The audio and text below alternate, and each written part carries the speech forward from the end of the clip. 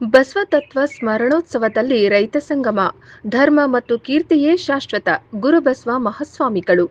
ದಾವಣಗೆರೆ ಜಿಲ್ಲೆ ಚನ್ನಗಿರಿ ತಾಲೂಕಿನ ಪಾಂಡೋಮಟ್ಟಿಯಲ್ಲಿ ಬಸವ ತತ್ವದ ಮಹಾಬೆಳಗಿನಲ್ಲಿ ಬೆಳಗಿದ ಪರಮಪೂಜ್ಯ ಲಿಂಗೈಕ್ಯ ಶ್ರೀ ಶ್ರೀ ಸಂಗಮನಾಥ ಮಹಾಸ್ವಾಮಿಗಳ 64ನೇ ವರ್ಷದ ಸ್ಮರಣೋತ್ಸವ ಹಾಗೂ ಪರಮಪೂಜ್ಯ ಲಿಂಗೈಕ್ಯ ಶ್ರೀ ಶ್ರೀ ಚನ್ನಬಸವ ಮಹಾಸ್ವಾಮಿಗಳ 19ನೇ ವರ್ಷದ ಸ್ಮರಣೋತ್ಸವದ ಅಂಗವಾಗಿ ವಿರಕ್ತ ಮಠ ಪಾಂಡೋಮಟ್ಟಿಯಲ್ಲಿ ಆಯೋಜಿಸಲಾಗಿದ್ದ ಬಸವ ತತ್ವ ಸಮ್ಮೇಳನ ಹಾಗೂ ರೈತ ಸಂಗಮ ಕಾರ್ಯಕ್ರಮ ಭಕ್ತಿಭಾವದಿಂದ ನೆರವೇರಿತು. ಶರಣಶೇಖರಯ್ಯ ಶಾಸ್ತ್ರಿಯಿಂದ ಪ್ರವಚನ ಕಾರ್ಯಕ್ರಮವನ್ನು ಗದಗ ಜಿಲ್ಲೆಯ ರೋಣದ ಶರಣಶೇಖರಯ್ಯ ಶಾಸ್ತ್ರಿ ಅವರು ಉದ್ಘಾಟಿಸಿ ಬಸವ ತತ್ವದ ಮಹತ್ವವನ್ನು ವಿವರಿಸಿದರು. ಪ್ರವಚನದೊಂದಿಗೆ ಬೆಳಗಿನ ಬೆಳ್ಳಿ ಚುಕ್ಕಿ ಮೂಡಿತು, ಬೆಳಗಾಯಿತು ಸೇರಿದಂತೆ ಭಕ್ತಿಗೀತೆಗಳನ್ನು ಗಾಯನ ಮಾಡಿ ಭಕ್ತರಲ್ಲಿ ಆಧ್ಯಾತ್ಮಿಕ ಸ್ಫೂರ್ತಿ ತುಂಬಿದರು. ರೈತರು ತಾವು ಬೆಳೆದ ಧಾನ್ಯಗಳನ್ನು ಮಠದ ಮಾನ್ಯರಿಗೆ ಅರ್ಪಿಸಿ ದಾಸೋಹಕ್ಕೆ ಬಳಸುವ ಮೂಲಕ ಕಾಯಕ ದಾಸೋಹ ಪರಂಪರೆಯನ್ನು ಜೀವಂತಗೊಳಿಸಿದರು. ರೈತರು ಮುತ್ತು ರತ್ನಗಳಂತೆ ಕಾರ್ಯಕ್ರಮದ ನೇತೃತ್ವ ವಹಿಸಿ ಮಾತನಾಡಿದ ಶ್ರೀ ಬಸವ ಜಯಚಂದ್ರ ಮಹಾಸ್ವಾಮಿಗಳು, ಹಸಿದ ಒಡಲಿಗೆ ಅನ್ನ ನೀಡುವವನು ರೈತ. ಯಾವುದೇ ಆಭರಣ ಧರಿಸದೆ ತನ್ನ ಕಾಯಕದಿಂದ ಜಗತ್ತಿಗೆ ಅನ್ನ ನೀಡುವ ರೈತರು ಮುತ್ತು ರತ್ನಗಳಂತೆ. ಹಣ ಮತ್ತು ಸಂಪತ್ತು ಶಾಶ್ವತವಲ್ಲ, ಧರ್ಮ ಮತ್ತು ಕೀರ್ತಿಯೇ ಶಾಶ್ವತ. ಉತ್ತಮ ಭಕ್ತನಾಗಬೇಕಾದರೆ ಸತ್ಕರ್ಮದ ಜೀವನ ನಡೆಸಬೇಕು ಎಂದು ಸಂದೇಶ ನೀಡಿದರು. ಜೈ ಜವಾನ್ ಜೈ ಕಿಸಾನ್ ಎಂಬ ಘೋಷವಾಕ್ಯದ ಅರ್ಥವನ್ನು ವಿವರಿಸಿದರು. ಜಲ ಸಂರಕ್ಷಣೆಗೆ ಕರೆ.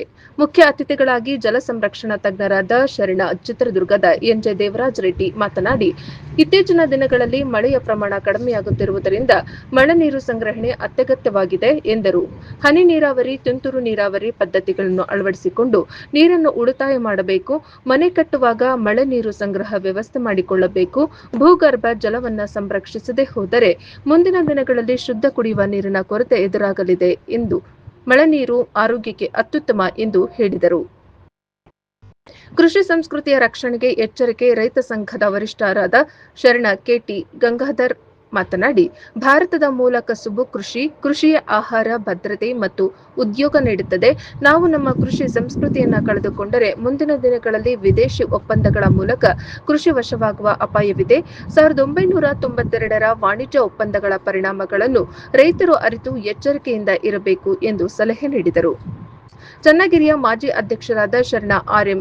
ರವಿ ಉಪಸ್ಥಿತರಿದ್ದು, ರೈತರ ಪರವಾಗಿ ಸರ್ಕಾರದ ನೀತಿಗಳ ಕುರಿತು ಅಭಿಪ್ರಾಯ ವ್ಯಕ್ತಪಡಿಸಿದರು. ಕಾರ್ಯಕ್ರಮದ ಅಧ್ಯಕ್ಷತೆಯನ್ನು ವಿರಕ್ತ ಮಠ ಪಾಂಡೋಮಟ್ಟಿ ಕಮ್ಮತ್ತಹಳ್ಳಿ ಮಠದ ಶ್ರೀ ಡಾ ಗುರುಬಸವ ಮಹಾಸ್ವಾಮಿಗಳು ವಹಿಸಿದ್ದರು. ಹಾಲಸ್ವಾಮಿ ವಿರಕ್ತ ಮಠ ಚನ್ನಗಿರಿಯ ಶ್ರೀ ಬಸವ ಜಯಚಂದ್ರ ಮಹಾಸ್ವಾಮಿಗಳು ಕಾರ್ಯಕ್ರಮದ ನೇತೃತ್ವ ವಹಿಸಿದ್ದರು. ಹಿರೇಮಠ ಚನ್ನಗಿರಿಯ ಶ್ರೀ ಕೇದಾರಲಿಂಗ ಶಿವಶಾಂತೇಶ್ವರ ಶಿವಾಚಾರ್ಯ ಮಹಾಸ್ವಾಮಿಗಳು ಉಪಸ್ಥಿತರಿದ್ದರು.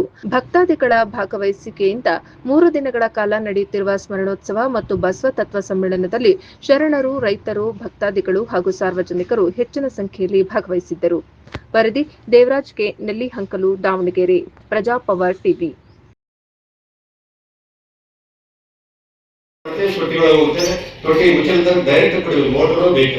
ಈ ತರದಲ್ಲಿ ನಾವು ಮಾಡ್ಕೊಂಡ್ರೆ ಈ ನೀರಿನಲ್ಲಿ ಹೆಣ್ಮಕ್ಳು ಬಹಳಷ್ಟು ಜನ ಇದ್ದೀರಾ. ಇದರಲ್ಲಿ ಅಡಿಗೆ ಬಗ್ಗೆ ಹೇಳ್ಬೇಕಾಗಿಲ್ಲ, ರುಚಿಯಾಗುತ್ತೆ. ಬೇಳೆ ತುಂಬಾ ಚೆನ್ನಾಗಿ ಬೇಯುತ್ತೆ. ಅನ್ನ ಅಂತೂ ಮಲ್ಲಿಗೆ ಹೂ ತರ ಆಗುತ್ತೆ. ಸ್ನಾನ ಮಾಡಿದ್ರೆ ಶಾಂಪೂನೇ ಬೇಕಿಲ್ಲ. ನಾವಿವತ್ತು ಸ್ನಾನ ಮಾಡ್ಬೇಕಾದ್ರೆ ಶಾಂಪೂ ಅಂದ್ರೆ ಸ್ನಾನ ಮಾಡೋಕ್ಕಾಗಲ್ಲ. ಈ ಮಳೆ ನೀರಿಂದ ಅಷ್ಟೆಲ್ಲ ಮಹತ್ವ ಇರ್ತಕ್ಕಂಥ ಒಂದು ಕೆಲಸವನ್ನ ನಮ್ಮ ಮನೆಯಲ್ಲಿ ಮಾಡ್ತೀವಿ. ನಮ್ಮ ಮನೆ ಹೆಸರು ನೀವೆಲ್ಲ ದೇವರ ಹೆಸರು ಇಡ್ತೀರಾ, ನಮ್ಗೆ ಜನವೇ ದೇವರು. ಹಾಗಾಗಿ ನಮ್ಮ ಮನೆ ಹೆಸರು ಜಲಧಾಮ ಅಂತ ಇದ್ದೀವಿ. ಇದೇ ತರ ಮಠಮಾನ್ಯಗಳಲ್ಲಿ ಬಹಳಷ್ಟು ಕಡೆ ನಾವು ಇಂಥ ಒಂದು ಕೆಲಸಗಳು ಮಾಡ್ತಾ ಇದ್ವಿ. ಧಾರವಾಡ ಹತ್ತಿರದಲ್ಲಿ ಮನಗುಂಡಿ ಮಠ ಅಂತಿದೆ, ಬಸವಾನಂದ ಸ್ವಾಮೀಜಿ ಅಂತ ಹೇಳಿ ಆ ಸ್ವಾಮೀಜಿಯವರ ಮಠದಲ್ಲಿ ಮಳೆ ಕೊಯ್ಲು ಮಾಡಿಸಿದ್ವಿ. ಟ್ಯಾಂಕ್ ಎಲ್ಲ ರೆಡಿ ಆಯ್ತು. ಧಾರವಾಡದ ಭಾಷೆ ಪ್ರಕಾರ ಜನರು ಏನಾಯ್ತಂದ್ರೆ ಆ ಮಳೆ ತೊಟ್ಟಿ ಅನ್ನೋರು ಗುರುಜಿ ಹೇಳಿದೆ, ಗುರುಜಿ ನಮ್ಮ ತೊಟ್ಟಿನ ಮಳೆ ತೊಟ್ಟಿ ಅಂದ್ಬಿಟ್ಟು ನಮಗೆ ಅದ್ರ ಮೌಲ್ಯ ಕಡಿಮೆ ಆಗುತ್ತೆ. ಇದಕ್ಕೇನಾದ್ರು ಒಳ್ಳೆ ಸ್ಥಿತಿ ಅಂತ ತಕ್ಷಣ ಗುರುಗಳು ಬಸವ ತೀರ್ಥ ಅಂತ ಹೇಳ್ತಾರೆ. ಬಸವ ತೀರ್ಥ ಅಂತ ಕುಡಿತಕ್ಕಂಥವ್ರು ನೀರ ಕುಡಿಲಿಕ್ಕೆ ತೀರ್ಥ ಅಂತ ಗೊತ್ತಲ್ಲ, ಜೋಪಾನ ಕುಡಿಬೇಕು, ಕೈ ತೊಳಿಲಿಕ್ಕೆ ಬೋದೇವು. ಅಡಿಗೆನೂ ಮಳೆ ನೀರಲ್ಲ, ಕುಡಿಲಿಕ್ಕೂ ಮಳೆ ನೀರು. ಇಡೀ ವರ್ಷದುದ್ದಕ್ಕೂ ಬಂದಂತ ಪೇಷಂಟ್ಗಳಿಗೆ ಗುರುಕುಲದಲ್ಲಿ ಆಹಾರ ತಯಾರು ಮಾಡಲಿಕ್ಕೆ ಎಲ್ಲದಕ್ಕೂ ಬಸವ ತೀರ್ಥ ಖರ್ಚು ಮಾಡ್ತಿದ್ದಾರೆ. 40% ಬಂತಿ, ನಮ್ದು 70% ಬಂತಿ. ಇನ್ನ ಸ್ವಲ್ಪ ನಾವು 30% ಉಳ್ಕೊಂಡ. ಹಂಗ ಆಗ್ಬಾರ್ದು. ಏನ್ ನೀವೆಲ್ಲ ರೈತ ಸಂಗಮ ಅಂತ ಗುರುಬಸವ ಸ್ವಾಮೀಜಿ ಅವರು ಪ್ರತಿ ವರ್ಷನೂ ಇಂಥವು ಮಾಡ್ತಾರಲ್ಲ, ಬಹಳ ಚೆನ್ನಾಗಿ ಮಾಡ್ತಾರೆ. ಅವರು ಏನಪ್ಪಾ ಅಂದ್ರೆ ರೈತರು ನೀವು ಸುಸಂಸ್ಕೃತರಾಗಿ ಇನ್ನೊಬ್ಬರಿಗೆ, ರೈತರು ನಿಮ್ದು 5 ಎಕರೆ ಹೊಲ ಇದ್ದು ಪಕ್ಕದಾಗ ಅಂದ್ರೆ 1 ಎಕರೆ ಅಂತ ನಾವು ಮಾರ್ಕೊಂಡು ಬಿಡ್ಬೇಕು.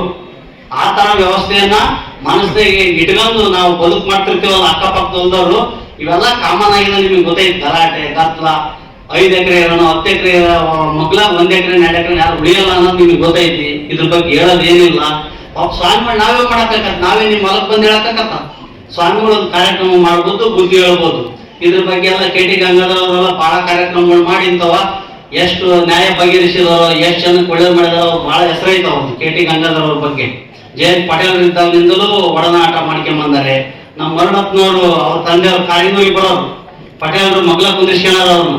ಅಂದ್ರೆ ಅಷ್ಟು ಮರಣಪ್ಪನವರು ಒಳ್ಳೇದನ್ನ ಮಾಡಿ ಇವತ್ತು ಅವರು ಶಿಲ್ಪಿ, ಆ ತುಮಕೋಸಿನ ಶಿಲ್ಪಿಯಾಗಿ ಇವತ್ತು ಇತಿಹಾಸ ಉಳಿದ್ರಲ್ಲ, ಆ ಒಳ್ಳೆ ಕೆಲಸ ಮಾಡಿದ್ರು. ಹಂಗೆ ಅವ್ರ ಮಗನ ಸಹ ಆ ರೀತಿ ಅದರೇ ಏನೇ ವ್ಯತ್ಯಾಸಗಳಿದ್ರು ಮುಂದೆ ಅವರಿಗೆ ಒಳ್ಳೆ ಫ್ಯೂಚರ್ ಇದ್ದು ಒಳ್ಳೇದಾಗ್ತತಿ, ಅವರು ಒಳ್ಳೇದಾಗ್ತತಿ. ನೀವೇನು ರೈತ ಸಂಗಮ ಅಂತ ಮಾಡಿದಕ್ಕೆ ನಿಮಗೆ ಕೇಳೋದು ಕೊನೆ ಮಾತು ಇಷ್ಟೇ, ರೈತರ ಮಕ್ಕಳಿಗೆ ಹೆಣ್ಣು ಕೊಡ ಅಂತ ಮನಸ್ಸನ್ನು ನೀವೆಲ್ಲ ರೂಪಿಸ್ಕೋಬೇಕು. ಇಂಥ ಜನ್ಮೋತ್ಸವಗಳು, ಸ್ಮರಣೋತ್ಸವದಾಗೆ ಏನ್ ಸಂಗಮನಾಥ ಸ್ವಾಮಿಗಳು ಸ್ಮರಣೋತ್ಸವ ಇವೆಲ್ಲ ಅದ್ರ ಬಗ್ಗೆ ಒಮ್ಮನಸ್ ಕೊಟ್ಟು ಯಾರ ರೈತರ ಮಕ್ಕಳು ಇರ್ತಾರ ಅವ್ರಿಗೆ ಕೊಡ ಅಂತಾರಾಗ್ರಿ. ಯಾಕೆಂದ್ರೆ ಇವತ್ತು ಬಹಳ ಯುವಕರು ವಿವಾಹ ಆಗದೆ ವಯಸ್ಸು ಮಾಡಿಕೊಂಡು ಕಳ್ಕೊಂಡು ಹಾಗೆ ಉಳಿದಿರ್ತಕ್ಕಂಥ ವ್ಯವಸ್ಥೆ ಬರ್ತಾ ಇದೆ. ಹಂಗಾಗ್ಬಾರ್ದು. ಎಷ್ಟು ವಿದ್ಯಾವಂತರಾದಂತೆಲ್ಲ ವಿವಾಹದ ಬಂಧನದಿಂದ ದೂರ ಉಳಿತದಾರಿ. ಇವತ್ತು ಆರ್ಥಿಕವಾಗಿ ಚೆನ್ನಾಗಿರ್ತೀರಿ, ಆರ್ಥಿಕವಾಗಿ ಬೆಳಿತೀರಿ, ಆದ್ರೆ ಹೃದಯ ಶ್ರೀಮಂತಿಕೆ, ಪ್ರೀತಿ, ಮಮಕಾರ, ಮಮತೆ ಇವುಗಳಿಂದ ವಂಚಿತರಾಗಿ ಜೀವನ ಹಾಳು ಮಾಡಿಕೊಳ್ತಾ ಇದೀರಿ. ಹಂಗಾಗ್ಬಾರ್ದು.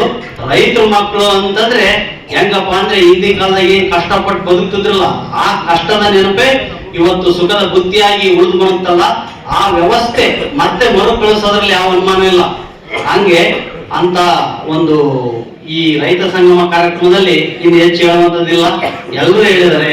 ಅಡ್ಡಪಟ್ಟಿ ಸ್ವಾಮೀಜಿ ಅವರು ನನಗೆ ಹೇಳ್ತಾ ಇದ್ರು, ಗಂಗಾಧರ, ನೀವು ಭದ್ರಾ ಜಲಾಶಯದ ನೀರಿನ ಅನುಕೂಲದಲ್ಲಿರೋರು, ಇಲ್ಲಿ ಬಯಸಿ ಮಕ್ಕಳು ಇವ್ರಿಗೆ ನೀರು ಕೊಡ್ಬೇಕು. ನಮ್ಮ ಶಾಂತಿ ಸಾಗರಕ್ಕೆ 1.5 TMC ನೀರನ್ನು ನೀವು ಭದ್ರಾ ಜಲಾಶಯದಿಂದ ನೀರು ಕೊಡಲೇಬೇಕು ಅಂತ ಹೇಳಿ ನಮ್ಮ ಎಲ್ಲಿ ಸಭೆ ಮಾಡಿದ್ರು. ನಮ್ಮ ಸೂಳೆಕರಿಗೆ ನೀರು ಕೊಡಬೇಕು. ಆಗ ಆ ನೀರನ್ನ ಅಲ್ಲಿ 1.5 TMCಗೆ ಮತ್ತೆ ಮೇನ್ ಕಾಲುವೆಯಿಂದ ಸೂಳೆಕೆರೆಗೆ ಬಿಡುಗಡೆಯನ್ನು ಮಾಡಿ ಅಲ್ಲಿ ನೀರು ತುಂಬಿದ ಮೇಲೆ ಈಗ ನಿಮಗೆಲ್ಲ ಈ ಭಾಗಕ್ಕೆ ಲಿಫ್ಟ್ ಇರಿಗೇಷನ್ ಸ್ವಾಮಿಗಳ ಸಾನ್ನಿಧ್ಯದಲ್ಲಿ ನೀರಾವರಿ ಆಗಿದೆ. ಜಲ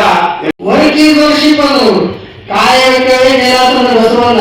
ನಾವು ದುಡಿಯಂಗಿಲ್ಲ, ಅವ್ರ ದುಡಿದ್ರು ಕೈಲಾಸ ಆಯ್ತು, ನಾವು ದುಡಿಯಲ್ಲ. ಅದಕ್ಕೆ ಅವ್ರದ್ದು ಕಾಯಕ ಕೈಲಾಸ, ನಮ್ದು ಕೈಲಾಸ. ಅವ್ರದ್ದು ಕಾಯಕ ಕೈಲಾಸ ದುಡಿದ್ರು, ನಾವು ದುಡಿಯೋದ್ರಲ್ಲಿ ಸುಮ್ ಕೈ ಲಾಸ. ಒಂದ ಪದ, ಒಂದ ಶಬ್ದ, ಅರ್ಥ ಬೇರೆ. ದುಡಿಬೇಕು, ಕಡ್ಯಾರು ಎಲ್ಲಾ ಶರಣರು ದುಡಿತಿದ್ರು. ಕಾಯಕ ಪ್ಲಸ್ ದಾಸೋಹ ಈಜುಕೊಟ್ಟು ಲಿಂಗಾಯತ. ಯಾಕೆ ಶರಣ? ಕಾಯಕ ಪ್ಲಸ್ ದಾಸೋಹ ಈಜುಕೊಟ್ಟು ಲಿಂಗಾಯತ. ನಮ್ಮ ಲಿಂಗಾಯತ ಧರ್ಮದ ಪರಂಪರೆ ಏನಂದ್ರೆ ದುಡಿಬೇಕು, ದುಡಿದ್ರೊಳಗ ನಾವೇನ್ ಮಾಡ್ಬೇಕು, ಅದನ್ನ ದಾಸೋಹ ಮಾಡ್ಬೇಕು. ಆವ ಕಾಯಕ ಮಾಡಲು ಸ್ವಕಾಯಕವನ್ನು ಮಾಡಿ ಗುರುವಿನ ಜಂಗವನ್ನು ಮುಂದಿಟ್ಟು ಒಪ್ಪುದನ್ನು ಹಾರೈಸಿ ಮಿಕ್ಕುವುದನ್ನು ಕೈಗೊಂಡು ಬೇರೆ ಬಂದರೆ ಹೊರಳು, ವ್ಯಾಧಿ ಬಂದರೆ ನರಳು, ರೋಗ ಹೋದರೆ ಸಾಯಿ, ಇದಕ್ಕ ದೇವರ ಹಂಗೇಕೆ ಬಾಪುನದ್ದೇ ಸುಮ ಅಂತ ಬಾಪುನದ್ದೇ ಸುಮ. ಇದಕ್ಕೆ ಯಾಕೆ ದೇವರಿಗೆ ಯಾಕೆ ನೀ ಹಂಗೆ ಉಳಿದಿರ್ತಿ? ಹಾಗಾಗಿ ದುಡಿತಕ್ಕಂಥ ರೈತರಿಗೆ ನಾವು ಬೆಲೆಯನ್ನು ಕೊಡಬೇಕು. ಇವತ್ತ ಕೃಷಿ ನಿಜವಾದ ಋಷಿ ಆಗ್ತಾನೆ. ಆದ ಕಾರಣದಿಂದಾಗಿ ಬಸವ ತತ್ವ ಪರಂಪರೆ ಮಠ ಕಳೆದ 20 ವರ್ಷಗಳ ಹಿಂದಿನ ಮಠವನ್ನು ಪ್ರವೇಶ ಮಾಡಿದಾಗ ಅವರ ಹಂಚಿನ ಮಠ, ಅವಾಗ ಹಂಚಿನ ನಿರ್ಮಾಣ ಮಾಡಿದ್ದಾರೆ ಪರಮ ಪೂಜ್ಯರಂದ್ರೆ ಅವರ ಕಾಯಕದ ತತ್ವದ ನಿಷ್ಠೆ ಅಷ್ಟೇ ಅಲ್ಲ, ಶಿಕ್ಷಣ ಪ್ರೇಮಿಗಳಿದ್ದಾರೆ.